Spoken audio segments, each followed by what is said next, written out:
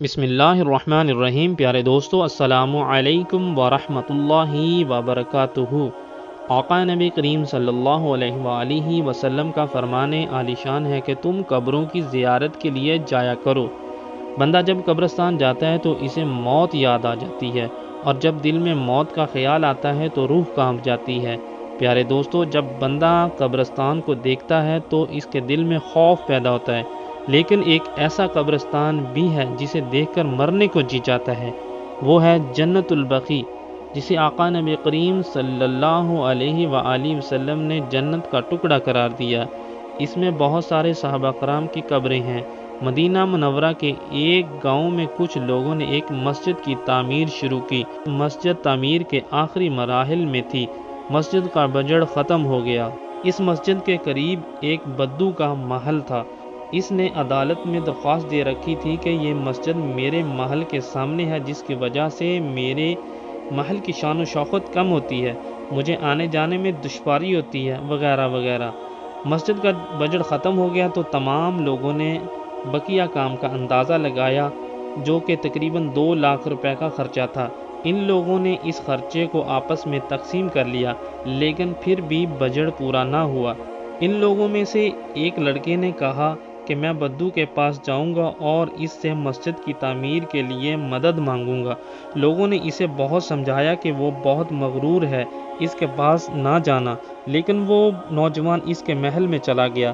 اس نے نوکروں سے کہا کہ میں نے شیخ سے ملنا ہے اور مسجد کی تعمیر کے لیے چندہ مانگنا ہے۔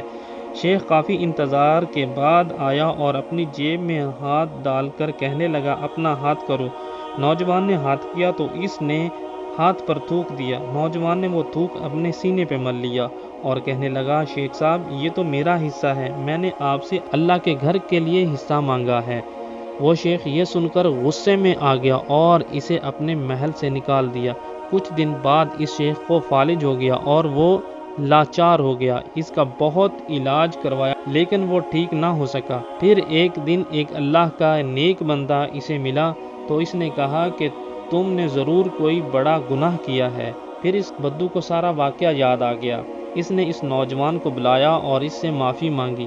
نوجوان نے اس بدو کو ایک دوا بنا کر دی، جس سے وہ کچھ دنوں میں بالکل ٹھیک ہو گیا۔ اس کے بعد اس بدو نے اس مسجد کے بقیہ تمام کام کروائے اور اس کے علاوہ مدینہ منورہ میں 100 کے قریب مساجد تعمیر کروائیں۔ اس کے بعد وہ شیخ انتقال کر گیا اور اس کی وصیت کے مطابق اسے جنت البقیع میں دفنانا تھا۔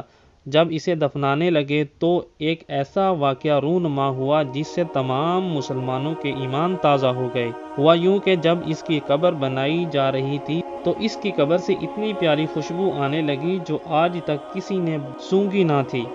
سب ایک دوسرے سے پوچھنے لگے، یہ خوشبو کیسی ہے، کس نے لگائی ہے اور کہاں سے آ رہی ہے؟ پیارے دوستو، جو بندہ اللہ کی راہ میں کوئی مسجد چھوٹی یا بڑی بنواتا ہے یا اس میں حصہ ڈالتا ہے تو اللہ تعالیٰ اس کے لیے جنت میں ایک عالی شان محل تعمیر کروا دیتا ہے، اور جو کوئی مسجد کی صفائی کرتا ہے اس کے دل کی صفائی ہو جاتی ہے۔ جنتی لوگوں کی نشانیوں میں سے ایک نشانی یہ ہے کہ جو جنتی بندہ ہوتا ہے اس کا دل مسجد میں لگا رہتا ہے۔ اللہ سے دعا ہے کہ ہمیں مساجد کو آباد کرنے، ان سے پیار کرنے اور ان کا ادب کرنے کی توفیق عطا فرمائے، آمین۔